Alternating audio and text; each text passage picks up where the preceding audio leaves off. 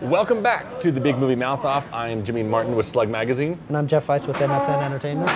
Now we are going to jump into another one of the summer's biggest anticipated movies, and this is DC Universe's comic book superhero Green Lantern, portrayed by Ryan Reynolds. The story follows kind of a reckless, immature fighter pilot, played by Ryan Reynolds. His name is Hal Jordan. Kind of got daddy issues after his father, also in the same profession as a fighter pilot, crashed. And so he kind of hasn't quite gotten over that. But upon the arrival of a wounded purple alien, I love saying that, he was given a mysterious ring. A ring chooses Hal Jordan to become a Green Lantern, which is basically a protector of the universe for Earth's sector. And so he has to kind of cope with becoming responsible. And you know, it's kind of the whole old saying of with great power comes great responsibility. And so he has to grow up. Yes. And with that, our travels to a alien planet called Oa, and meeting other Green Lanterns from different parts of the universe. Your name? Hal Jordan. The ring chose you. Take it. Speak the oath. Speak the oath, because everybody knows the oath. I pledge allegiance to a lantern that I got from a dying purple alien. So, this is the chosen human. The ring turns thought into reality. Its limits are only what you can imagine. A sword. How human.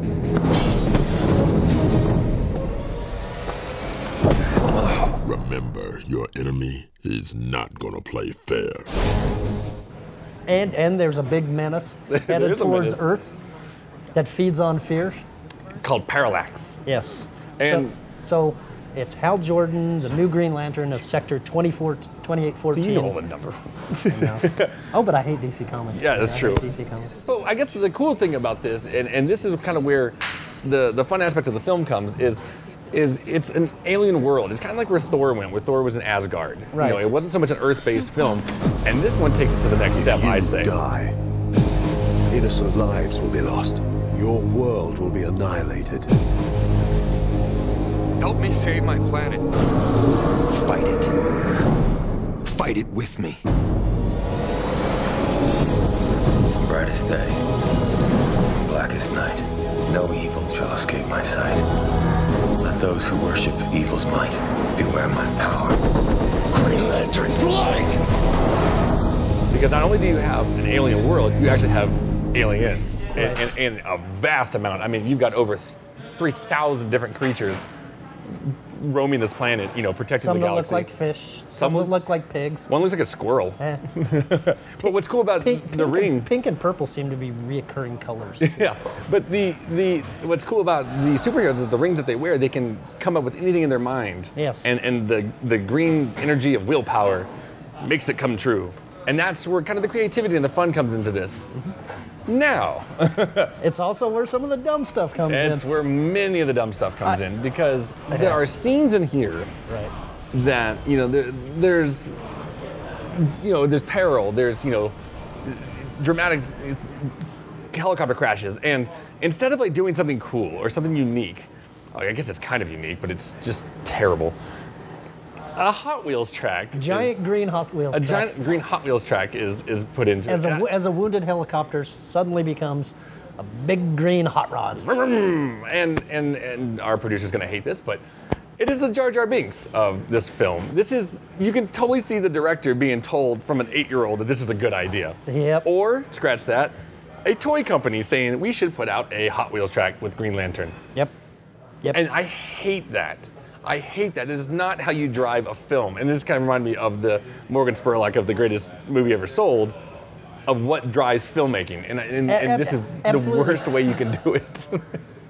And I just had the feeling there were too many cooks in the kitchen. Oh. You not only do you have a squadron of TV-based writers who worked on the script, Yeah.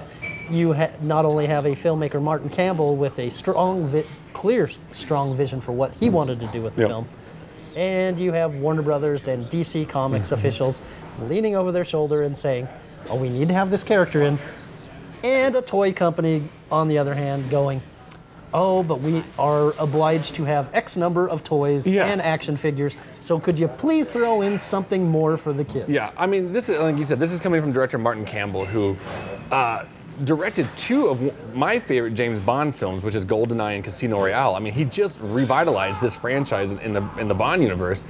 He's a great director. And he knows how to make a fun movie. Yeah, he does. And also, I mean, you look at Casino Royale, and it's a pretty dark movie in a sense, and so is Green Lantern. But then you get the kid side aspect of it. It all becomes like a silly misadventure of pratfalls, and it doesn't work together. It does not work. The silly tone actually reminded me a bit of the kids' films of Robert Rodriguez.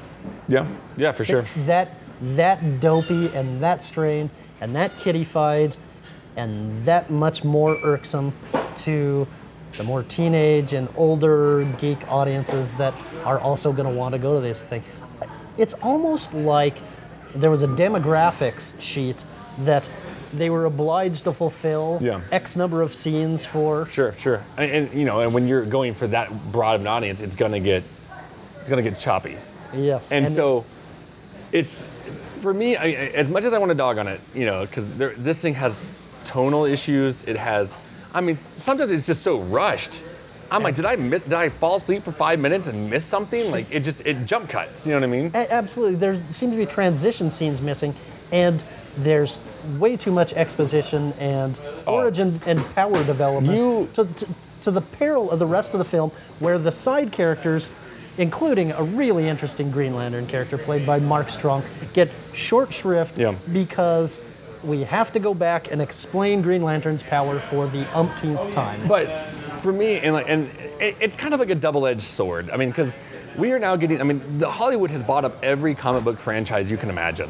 And you've got your Superman, you got your Batman, you got your Iron Man, you like that. And so now we are starting to get into the second and third tier. The second tiers where people don't know. So, I mean, they do have to give exposition because, the majority of people do not know who Green Lantern is. You know what I mean? You ask a kid at a school and they're going to be like, I don't know, I saw him on my friend's lunchbox. I mean, so I understand the point to deliver the information. I just wish there was a better way than sitting there and narrating for 15 minutes about what Oa is and the Green Lantern rings and how they were forged. Hey Jimmy, give me your Oa face. Oa. So it's it's hard to do that. I mean, because you're getting to a universe that's been around for decades, and so I feel for him. But I also got bored. Yep, it for me is still a major disappointment. But not on the level of Pirates of the Caribbean, but still a major disappointment. 2 stars for me. See, and that's where I as much as, I mean, we've been saying all the negatives, I do want to say there's positives.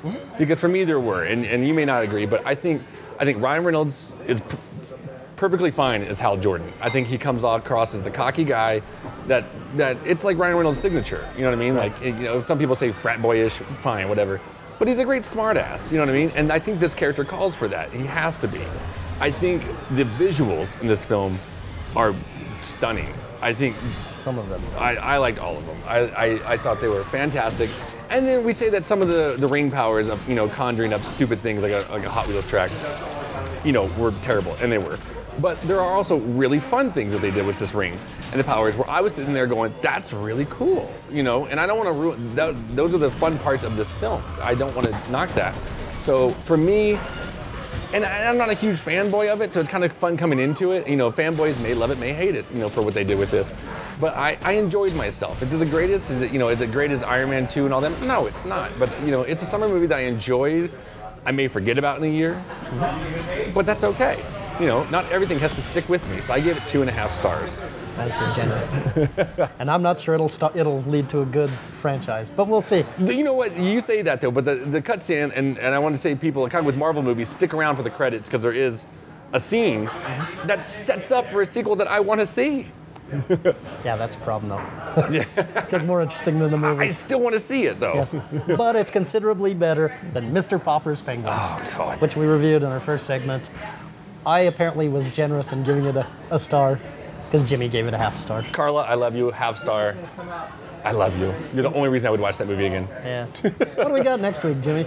Oh, we have Bad Teacher and Cars 2. You know what? Cars 2 is coming up. I'm excited for it. It's not the franchise I would expect Pixar to choose for a sequel. But I'm ready for it because Pixar has never disappointed me. I've never walked out of a Pixar movie like I walked out of Popper's Penguins. Just going, no, that was awful. So we'll review that next week. Next week, you'll see, and maybe I will walk out. Who knows? You'll have to wait and see.